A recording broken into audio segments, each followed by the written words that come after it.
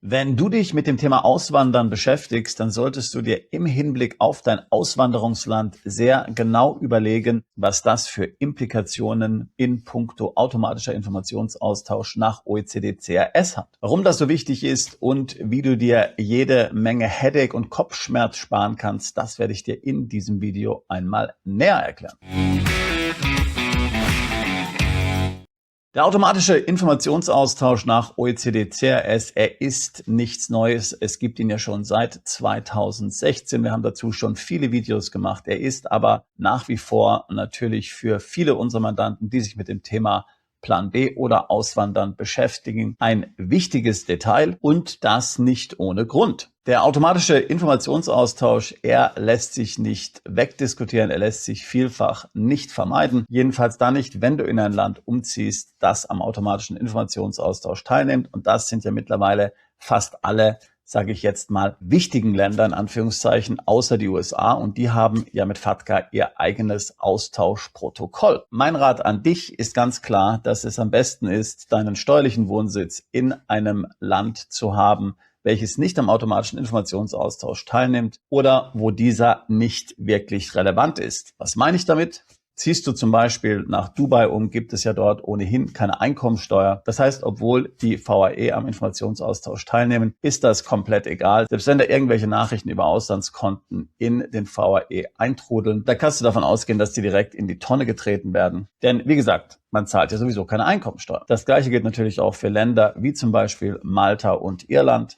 Dort gibt es den Non-Dom-Status. Ausländische Einkünfte sind sowieso steuerfrei, solange sie nicht ins Land überwiesen werden. Das heißt auch da wieder, wenn die Steuerbehörde Nachricht davon bekommt, dass du ausländische Konten hast, dass du ausländische Investments hast, Depots hast, Kapitalanlagen hast, ist das komplett egal und nicht relevant. Ähnliches gilt natürlich für all jene Länder, die nach dem Territorialsystem besteuern. Wir haben ja in den letzten Wochen öfter einmal über Lateinamerika gesprochen. Sagen wir zum Beispiel einmal Panama, Paraguay, El Salvador, Costa Rica und noch eine Reihe anderer Länder. Paraguay übrigens nimmt ja ohnehin nicht am automatischen Informationsaustausch teil. Die anderen Länder, die ich aber genannt habe, inklusive Panama, inklusive Costa Rica, die tun es natürlich. Aber wie gesagt, dort entfaltet das Ganze praktisch keine Negativwirkungen für dich, denn ausländische Einkünfte sind ja ohnehin steuerfrei und den Steuerbehörden komplett egal. In einem solchen Land zu wohnen, macht es sehr einfach für dich. Du musst dir nicht groß Gedanken machen, was du richtig oder falsch machst. Du kannst einfach im Ausland investieren. Du kannst Konten, Depots, Beteiligungen im Ausland haben, Einkünfte im Ausland beziehen. Du hast diesbezüglich keine komplizierte Buchhaltung, Belegaufbewahrung, Nachweispflichten, Dokumentation, die du erbringen musst. Die Steuerbehörde lässt dich in Ruhe.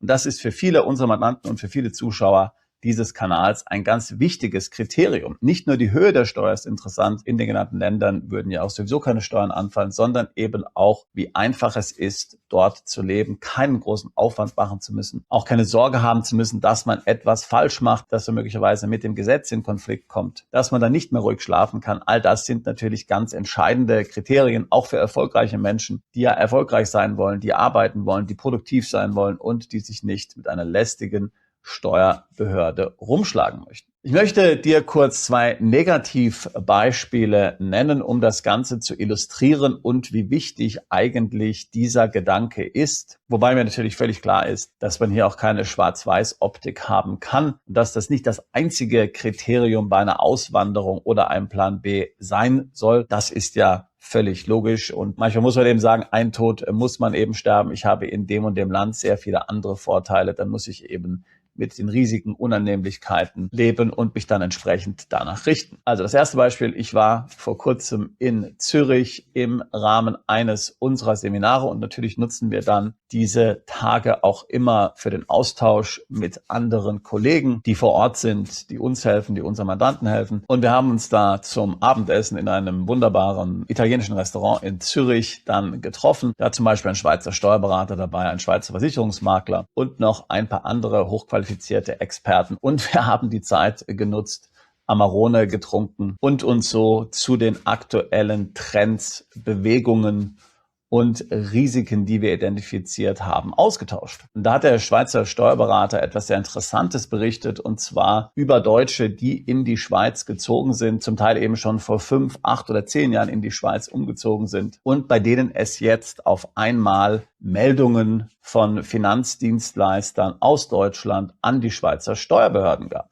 Jetzt wirst du dich vielleicht wundern und du fragst dich nun, wenn jetzt jemand schon 5 oder 10 Jahre in der Schweiz lebt, wie kann es sein, dass erst jetzt eine solche Meldung kommt? Der Informationsaustausch, ihn gibt es ja bereits seit 2016 und sowohl Deutschland als auch die Schweiz haben von Anfang an mitgemacht. Nun, da kann es verschiedene Gründe geben. Also zum einen mal passiert es oftmals, dass eben Betroffene ihre Adressen zum Beispiel bei Banken und Finanzdienstleistern nicht schnell genug ändern. Das heißt, möglicherweise hat jemand bei einem Finanzdienstleister noch seine deutsche Adresse hinterlegt gehabt. Und erst wenn er dann natürlich die Schweizer Adresse hinterlegt, dann findet der Austausch statt. Davor natürlich nicht, weil davor der deutsche Finanzdienstleister denkt, derjenige wohnt noch in Deutschland und so wird natürlich kein internationaler Informationsaustausch. Des Weiteren muss man sagen, dass sowohl Behörden als auch natürlich die Unternehmen langsam sind, oftmals im Verzug sind, gerade was jetzt zum Beispiel alte Daten und Bestandsverträge ausmacht. Das heißt, da wird zwar der ernsthafte Versuch natürlich unternommen, die Unternehmen, die Behörden tun ihr Bestes, pünktlich Daten zu liefern, aber vielfach, wie das eben bei komplexen IT-Systemen so ist, passiert das dann mit einigen Jahren Verzögerung. Und natürlich auch gibt es auf der Empfängerseite, in diesem Fall die Schweiz, die Möglichkeit, dass das Ganze sich in der Verarbeitung der Datensätze dann verzögert in manchen Situationen. In dem konkreten Fall, die der Schweizer Steuerberater nannte, ging es vor allen Dingen um kapitalbildende Versicherungsprodukte, die wohl seine Mandanten dort in Deutschland aufgebaut hatten. Und ich kenne jetzt die genauen Details nicht. Ich habe nicht danach gefragt, um welche Produkte es sich konkret handelt. Jedenfalls haben diese Produkte zwar kein Einkommen generiert, aber sie wären in der Schweiz unter die Vermögensteuer gefallen.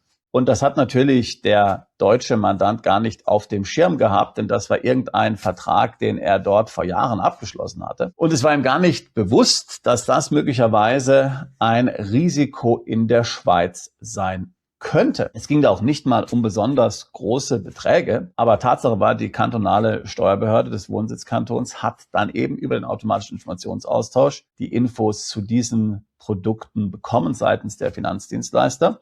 Nun ist zwar Steuerhinterziehung in der Schweiz keine Straftat, Steuerbetrug ist es schon, Steuerhinterziehung ist es nicht. Der Unterschied ist, dass die Steuerhinterziehung ein Vergehen bezeichnet, wo man vergisst, sage ich jetzt mal, Konten, Einkommen, Vermögen zu nennen. Steuerbetrug heißt dann, dass man effektiv zum Beispiel Kontoauszüge fälscht. Und das ist auch in der Schweiz strafbar. Steuerhinterziehung ist es nicht. Allerdings muss man natürlich dann auch in der Schweiz mit ziemlich hohen Bußgeldern und Strafsteuern rechnen, insbesondere wenn es eben um einen langen Zeitraum ging. Und das ist eben genau bei den Mandanten, von denen der Schweizer Steuerberater gesprochen hat, dort dann auch so passiert. Und wie gesagt, natürlich können wir jetzt darüber streiten und sagen, die Vermögensteuer in der Schweiz ist ja nicht besonders hoch. Ist sie auch nicht natürlich, aber den Ärger hat man natürlich trotzdem, die Strafsteuern muss man trotzdem bezahlen. Der Aufwand ist trotzdem da und natürlich löst das dann so ein mulmiges Gefühl im Bauch aus, ob man jetzt möglicherweise auch noch andere Dinge vergessen hat anzugeben. Und wenn man so die Risikokalkulation des eigenen Lebens macht und das eigene Verhalten bedenkt, und dann ständig letztlich dort auf der Hut sein muss, dass man nichts Falsches macht, das kann natürlich auch die Lebensqualität, die Produktivität beeinträchtigen. Ich will damit nicht sagen, dass die Schweiz ein schlechtes Land ist. Absolut nicht. Die Schweiz ist natürlich ein sehr attraktives Einwanderungsland. Aber ich hatte schon in einigen anderen Videos gesagt, auch dort sind die Steuerbehörden zum Teil pedantisch, wenn auch vielleicht freundlicher als in Deutschland. Und dort ist eben die steuerliche Compliance eben auch mit einigem Aufwand verbunden, insbesondere wenn man eben komplexere Vermögensverhältnisse hat. Wären jetzt diejenigen, die davon betroffen waren, nicht in die Schweiz ausgewandert, sondern in ein anderes Land, dann hätten sie natürlich gar nicht erst dieses Problem verursacht. Mein anderes Beispiel möchte ich dir auch erzählen, ein ganz anderes Beispiel. Ich hatte ja hier schon vielfach letztlich davon gesprochen, dass wenn du in Deutschland lebst, du den automatischen Informationsaustausch eigentlich nicht vermeiden kannst. Der einzige Weg, wie du ihn vermeiden kannst, wenn du in Deutschland lebst, ist, dass du ein Konto in einem Land eröffnest, was dich am automatischen Informationsaustausch teilnimmt. Das ist komplett legal, das kannst du machen. Du musst einfach dann Einkünfte, die du erzielst auf diesem Konto, sagen wir zum Beispiel Zinsen, beim Finanzamt melden und das Finanzamt wird dann in aller Regel nach den kompletten Kontoauszügen fragen. Das heißt, ob das Ganze dann überhaupt sinnvoll ist, das haben wir ja schon im letzten Video einmal angezweifelt. Jetzt könnte man sagen, wenn du keine Zinsen bekommst, wenn du einfach zum Beispiel ein Aktiendepot in einem solchen Land hältst, dann ist das aus deutscher Sicht relativ unproblematisch, denn wie gesagt, Vermögen wird ja in Deutschland noch nicht besteuert. Und das wäre nun zum Beispiel eine Möglichkeit, aber dann musst du halt auch aufpassen bei Dividenden ausschüttenden Aktien. Genau diesen Fehler hat ein anderer Mandant von uns gemacht. Er hat ein Konto in Puerto Rico eröffnet bei einer Bank, hat dort Aktien gehalten. Diese Aktien haben dann Dividenden ausgeschüttet und er hat diese Einkünfte dann nicht rechtzeitig beim Finanzamt gemeldet. Wohlgemerkt in Deutschland. Ihm wurden natürlich, das waren amerikanische Aktien, dort ohnehin Quellensteuern abgezogen, 15%. Und das dann korrekt zu erklären, ist einfach bei ihm untergegangen. Viele Jahre ist nichts passiert. Und jetzt wirst du sowieso einwerfen, dass die USA ja ohnehin nicht am automatischen Informationsaustausch nach OECD-CRS teilnehmen. Das ist korrekt. Aber die USA haben ihre eigene Variante, die heißt FATCA. Und viele wissen nicht, dass diese auch bidirektional ist. Zwar nicht mit so vielen Ländern wie beim OECD-CRS, aber tatsächlich tauschen Deutschland und die USA bereits heute Kontodaten aus. Das heißt, auch wenn du ein Konto in den USA hast und dort eine deutsche Adresse angibst als Kontoinhaber und dann eben nach deiner deutschen Steuernummer gefragt wirst, dann wird die Bank Kontoinformationen nach Deutschland schicken und das wissen eben viele nicht. So, auch in diesem Fall, lange Jahre hat das dann nicht funktioniert. Das hat die gleichen Gründe, die ich vorhin schon genannt habe. Ineffizienz, technische Herausforderungen, Verzögerung bei den Behörden, was auch immer. Und am Ende kam es aber dann dazu. Der Mandant hatte dann jede Menge Ärger am Bein. Die deutschen Steuerbehörden sind da natürlich viel weniger zimperlich als die Schweizer. Und es blieb ihm dann am Ende die Selbstanzeige. Bei ihm ging das Ganze glimpflich aus. Ehrlich gesagt waren die Beträge, um die es ging, auch nicht besonders hoch. Es ging um mehrere 10.000 Euro. Aber dennoch natürlich ärgerlich, stressig, Anwalt involvieren, Bußgeld bezahlen. Also alles nicht besonders angenehm. Er war jetzt auch jemand, der schon lange auswandern wollte, aber das Ganze dann immer einfach weiter rausgeschoben hat, wie es eben viele tun.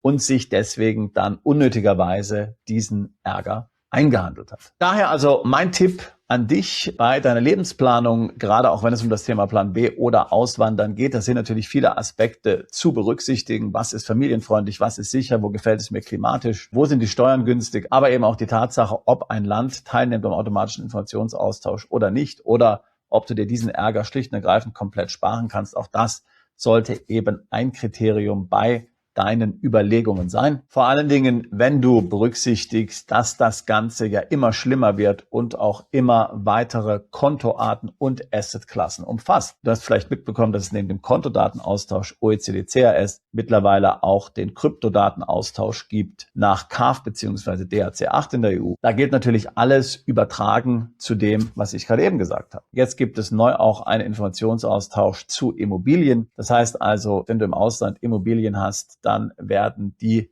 Daten zu den Immobilien automatisch ausgetauscht mit der heimischen Finanzbehörde. Irgendwann wird es vielleicht auch um Edelmetalle und andere Assets geben, die du im Ausland hast. Du hast ja gesehen an der Erhebung der EU-Kommission, welche im April, Mai 2026 veröffentlicht wurde, zu Vermögensteuern und Wegzugsteuern, dass die EU letztlich die vollständige Erfassung von Vermögen im In- und Ausland anstrebt, das oder die sogenannten berüchtigten Vermögensregister. Das ist das, was die Politiker wollen. Es geht um totale Überwachung. Dann werden parallel neue Steuern eingeführt. Somit schließen sich dann die Möglichkeiten natürlich auch steuerlich optimiert zu planen und zu agieren. Die einzige Lösung, wie gesagt, für dich ist, dich dem zu entziehen, indem du in einem Land wohnst, das entweder nicht am automatischen Informationsaustausch teilnimmt, wie zum Beispiel die Philippinen, oder eben in einem Land wohnst, wo es ohnehin keine Steuern gibt oder wenigstens keine Steuern auf ausländische Einkünfte und ausländisches Vermögen. In diesem Sinne, das ist etwas zum Nachdenken für dich und deine Planung, wenn du frei leben willst, ohne großen Aufwand mit Behörden, wenn du nicht ständig in der Sorge leben willst, dass du möglicherweise irgendwas falsch gemacht hast, nicht dich mit Anwälten, Steuerberatern und Behörden rumschlagen möchtest, dann musst du ins richtige Land umziehen. Attraktiv hier zum Beispiel könnte auch die Türkei sein. Wir hatten ja vor kurzem darüber gesprochen. Die Türkei ist ebenso gerade dabei, ein Programm einzuführen, wo dann Neuzuzügler aus dem Ausland 20 Jahre lang keine Steuern auf ausländische Einkünfte bezahlen müssen. Und eben, jetzt kommt das Entscheidende für diesen Kontext, Sie müssen auch ausländische Vermögenswerte und Einkünfte nicht auf der türkischen Steuererklärung angeben. Und das ist ja eben genau das, was ich gerade eben als großen Vorteil benannt habe. Das heißt, das 20 Jahre Planungssicherheit, 20 Jahre weißt du musst dich nicht mit Behörden rumschlagen, du kannst im Ausland haben, was du willst. Depots, Wertpapiere, Aktien, ETFs, Krypto, Gold, Immobilien, was auch immer. Solange es nichts mit der Türkei zu tun hat, weißt du, du bist auf der sicheren Seite, du wirst dich nie gegenüber den türkischen Behörden rechtfertigen müssen. Und eben viele sehr erfolgreiche Mandanten, die ich frage, die sehr wohlhabend sind, für die ist das ganz alleine schon eine immens wichtige Erleichterung. Denn gerade bei komplexeren Vermögensverhältnissen kann ja die Steuererklärung schon ein riesiger Aufwand sein. Wir haben Mandanten, die müssen für die Steuererklärung jedes Jahr mehrere 10.000 Euro bezahlen. Genau aus dem Grund. Die eigentliche Steuer, die sie bezahlen müssen, ist möglicherweise gar nicht mal so hoch. Aber der Aufwand, der Compliance-Aufwand, die Unterlagen zusammenzustellen, alles zu erklären, Anwälte, Steuerberater zu beschäftigen, die sich damit rumschlagen müssen, das ist natürlich gigantisch. Und daher, wenn du dir vorstellst, dass du das Ganze komplett sparen kannst und dann für 20 Jahre lang im Falle der Türkei oder im anderen Ländern auch ohne zeitliche Beschränkung niemals ein Problem haben wirst diesbezüglich, dann kann das schon enorm viel bedeuten. Also in diesem Sinne, berücksichtige das in deiner Lebensplanung, denk einmal drüber nach, überlege dir, Länder, welche attraktiv sind. Auf diesem Kanal wirst du viel Inspiration finden. Und natürlich können wir dich dann auch ganz konkret dabei unterstützen. Buche gerne ein Beratungsgespräch mit meinen Kollegen und mir. Link dazu in der Beschreibung dieses Videos. Das was wir seit 20 Jahren tun. Wir helfen Mandanten auszuwandern, sich steueroptimiert aufzustellen, ohne Kopfschmerz unter der Sonne leben. Das ist doch eine herrliche Perspektive, muss man doch mal ganz klar hier sagen. Eine gute Gelegenheit sind natürlich auch unsere Events und Veranstaltungen. Dort wirst du nicht nur sehr intensiv über diese Zusammenhänge von uns informiert und instruiert werden, sondern du triffst auch Gleichgesinnte und lernst möglicherweise auch noch das eine oder andere sehr attraktive Land kennen und machst erste Erfahrungen vor Ort. Alle Infos auf unseren Webseiten, Details dazu in der Beschreibung dieses Videos. Ich würde mich freuen, auch dich alsbald zu unserer Mandantschaft zählen zu können. Bist du Unternehmer, Freiberufler oder Investor? Zieht es dich schon lange ins Ausland? Mach heute den ersten konkreten Schritt in eine Zukunft mit mehr Geld und mehr Freiheit. Buche ein Beratungsgespräch mit Sebastian und seinen Kollegen.